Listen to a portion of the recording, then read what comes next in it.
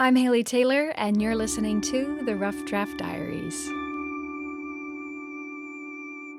The Boys and Girls Club of Toledo was nominated to be on this episode of the Rough Draft Diaries, but instead of going back to the club, which is where we were a few episodes ago, we're going to talk to someone who kind of graduated from the program. Gosh, it's crazy all the time. You've had a busy day today? It's always, I feel like I'm like in a whirlwind. I just had a baby. Congratulations. So, thank you. That's Dr. Mieasha Hicks Barksdale. She's a podiatrist working and living in Indianapolis, which is why we're chatting over the phone. But Mieasha was born and raised right here in Toledo, attending the Boys and Girls Club at a very young age. Yeah, so my first experience with Boys and Girls Clubs at Toledo was around age 6, and most kids that know Boys and Girls Clubs know that by the time you hit that age, you are extremely excited about finally being able to get that membership and get that card and have your name on it and be able to walk through those doors. Just living in neighborhoods where kids were already involved with Boys and Girls Clubs, my family wanted another outlet for me and something more for me to do and get involved in. So essentially, my grandmother and aunt signed me up at a very young age just to keep me active and to keep me from getting involved in things that I shouldn't be involved in. And that's ultimately what the club provides, a safe environment where kids can play and grow. There are daily activities, sometimes field trips, music programs, mentoring programs, tutoring. They've got a lot covered. But Mieasha didn't use these programs as a way to distract her from the world around her. Instead of ignoring her environment, she examined it, deciding if it could work for her benefit, and if not, how to move forward from it.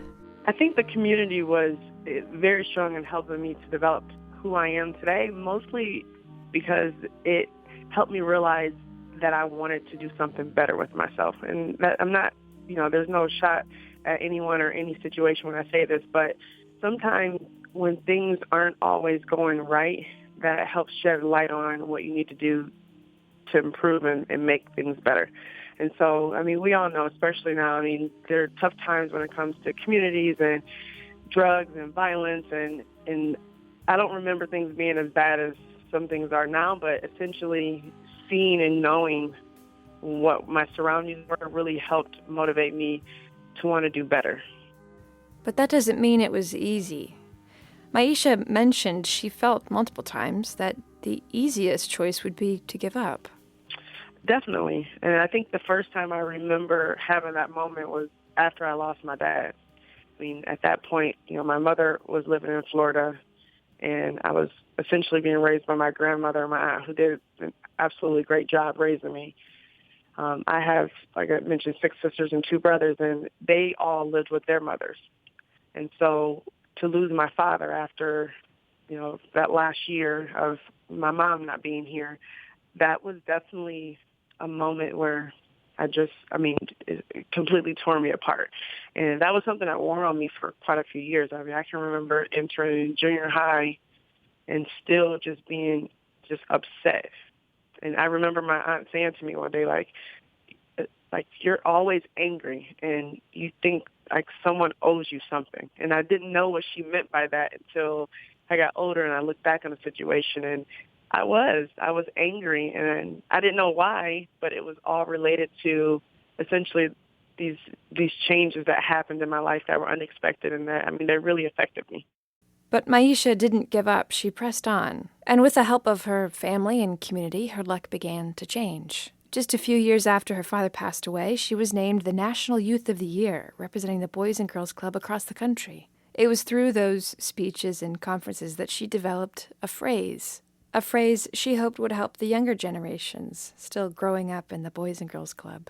It was, if it rains on your parade, look up rather than down, because without the rain, there would be no rainbow. And so essentially that just enforces the thought and lets me know and reiterates what I've kind of thought my entire life was. Just because things seem down and gloomy and like they're not going in the right direction, just keep your head up. Like there's hope for more and better, but you can't give up. Throughout our whole conversation, Mieasha credits her family and the club as the motivators for her success. It was her family who set the foundation and drive for her to become a doctor, and the club that gave her the space to explore it. And as we were chatting, the idea of what her life would look like had she not had these cheerleaders in her life crossed her mind. I do think my life would have been different, and mostly because when someone is down, it's hard to see anything beyond what's right in front of you.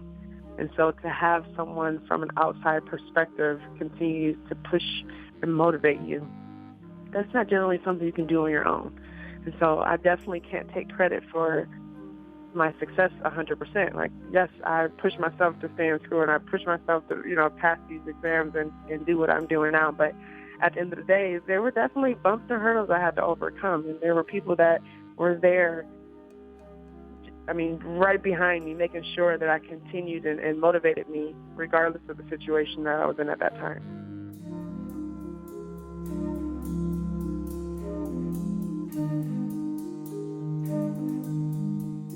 I'm Haley Taylor, and thanks for listening to this episode of the Rough Draft Diaries.